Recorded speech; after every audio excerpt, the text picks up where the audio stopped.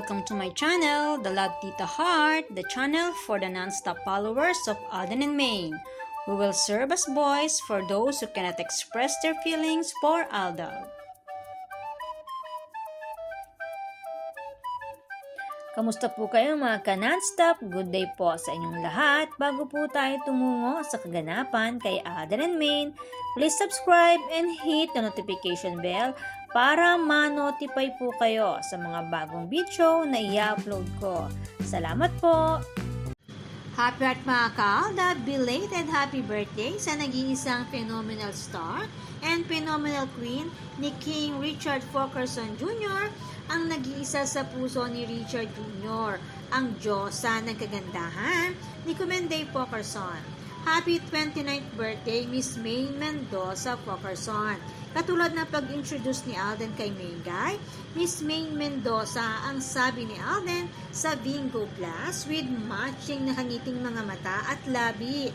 Kasama pa ang wedding band na hinalika ni Alden bilang panimula para sa kaarawan ng kanyang asawa ni Comenday Fulkerson.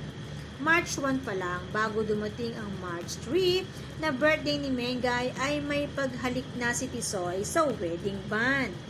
Kiss the ring means to show fealty or submissive respect, usually to someone in a position of authority or power. It's a sign of affection. Often in a relationship, they wear a commitment ring or the wedding ring. Kissing that finger or ring is equated to blowing a kiss to your loved one, especially if not close to hand. Ibig sabihin, ang paghalik na ginawa ni Richard Jr. sa kanilang wedding band ay tanda ng pagiging tapat nito sa nag-iisang may karapatan at nagmamay-ari ng kanyang puso. Sumisimbolo rin ito ng pagmamahal at pagbibigay ng halik sa kanyang asawa, bilang ang wedding band ay sumisimbolo sa unending commitments and love. Pasimple lang si Pambansang Bay Alden Richards, pero matindi ang pahiwatig at mensahe nito. Message of love, kissing the ring, para sa nag-iisang babae sa kanyang puso na inamin niya on national television, ang ina ng kanyang tatlong chikiting na nagse-celebrate ng kanyang kaarawan last Sunday. Mrs. ni Comenday Fulkerson, ang sabi nga ni Alden, sisiguraduhin niya na ang bawat araw na magkasama silang dalawa ay magiging pinakamasaya sa buhay nilang dalawa. Kaya naman kahit naka-private ang kanilang buhay pag-ibig sa ngayon, ay gumagawa pa rin ng paraan si Richard Jr.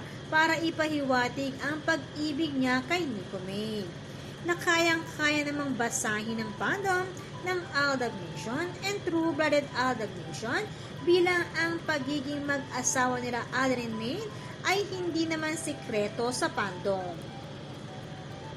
Lumalabas na nagpatiuna na si Richard Jr. na magbigay ng message of love sa kanyang better half ni Comenday Fulkerson noong March 1 pa lang. Habang si Daddy Bay naman ay may pag-post last Sunday, March 3, sa Sonia's Secret Garden sa Tagaytay, kasama ang buong Fulkerson family. Sa mismong kaarawan ni Nico May ito ipinost ni Daddy Bay and Raisa Fulkerson. Kasabay naman ng pagpapakita ng shoes na katwining ni Ate May. Isinusot ito at ipinapakita ni Raisa every time na may special occasion, na tila ba cryptic message para kay Mengay para magbigay mensahe sa fandom. Every Sunday, may morning Sunday run si Alden. Pero this last Sunday, March 3, ay walang pag-post si Alden. At dahil birthday ni May, ating balikan kung paano batiin ni Alden si Mengay noong panahon na wala pang sarswela. Ipinost ito ni Alden Richards sa kanyang social media account noon. Ang sabi niya, "Happy birthday mahal ko, Maine DCM." Ganito batiin ni Alden ang kanyang better half noon, na malaya pa at wala pang sarswela. Hanggang sa social media, ipinagmamalaki ni Richard Jr. ang pagmamahal niya kay Nico May. Ganon din si Maine hanggang sa social media, may pag-share siya ng baby nila ni Alden. Pati na rin ang buong family ng Mendoza at Pokerson. Ang lahat ng pagbabahagi nila sa social media bilang mag-asawa na at may anak na sila, Alden and Maine, ay may mga ebidensyang nakuha or na-screenshot ng ilang admin ng fandom. Ngunit dahil sa sarswelang ginawa ng mga sarswelista, tinanggalan ng kalayaan ang kanilang pagbabahagi sa social media sa totoong relasyon na namamagitan kay Alden and Maine bilang mag-asawa at may anak na sa totoong buhay. Sa ngayon, ang Pokerson family, kasama ang mag-asawang Alden and Maine, ay siya na lang nagbibigay ng cryptic message para sa buong fandom ng Alden Nation and True-Blooded Alden Nation. Samantala, pansin ko lamang po sa mga ipinost ni Maine sa kanyang social media account ay ito, ang mga larawan po na ginamit nila bilang background sa mga cakes ni Maine ay ang mga luma niyang mga larawan. Pagmasdan niyo po mga ka-Aldab, wala silang ginamit ni isang bago sa mga sinasabing larawan ni Maine ngayon. Lahat ng ginamit ang mga old pictures ni Maine. Gayon din ang mga cakes na galing sa iba't ibang fans club ni Maine ay halos puro lumang larawan din ni Maine Guy ang inilagay nila. Na tila ba nagsasabing matatagpuan ang nag-iisang phenomenal queen sa mga lumang larawan nito. Napanigurado si Maine Mendoza talaga ito.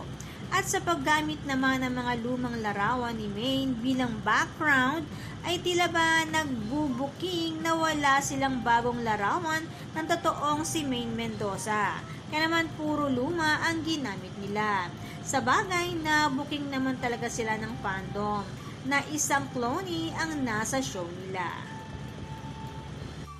Samantala, galing sa post ni My Name is Teo, basahin po natin. Love, nakauwi na ang mga bata? Yes, hinatid ng lolo. Tahimik ata dyan, nakatulog niyong makukulit pagka-uwi pa. Ba't panitingin mo sa laptop? Sinong kachat mo? Wala, tingin-tingin lang. May gusto ka bang bilhin at ako na ang bibili? Wala, ito naman, uwi ka maaga. May gusto ka pang pasalubong? Ikaw na bahala pa. I love you. Kaya pala may pag-post din si Raisa Pokerson ng mga toys na ito. At ang mga kulay blue ang sapin, yellow and green naman ang kulay ng mga toys, Aldab Nation color. Na tila ba nagsasabing ang mga apo ng Aldab Nation ay galing nga sa kanyang mga lolo. Na tila ba tumutugma sa post ni My Name is Teo ang post ni Raisa Pokerson, Toys for the Kids. Kaya naman, good vibes lang po tayo magka-non-stop. Salamat po sa lahat na nag-comments at sa lahat po ng buong pusong nagmamahal at sumusuporta kay Alden and Maine. Salamat po sa lahat ng subscribers. Shout out po sa inyong lahat. Thanks and God bless everyone! Salamat po sa lahat na nag-comment. Shout out po sa inyong lahat. Sorry po, hindi ko na po kayo iisa-isahin. Sobrang dami po ninyo. Patunay lamang po ito na talagang lumalakas lalo at sumisigla ang buong fandom sa ganitong pagkakataon. Salamat po sa inyong lahat. Aldab lang ang malakas. Hangad ko po ang magandang kalusugan para po sa inyong lahat. Salamat po Aldab Nation and True-Blooded Aldab Nation. Thanks, stay safe, and God bless everyone!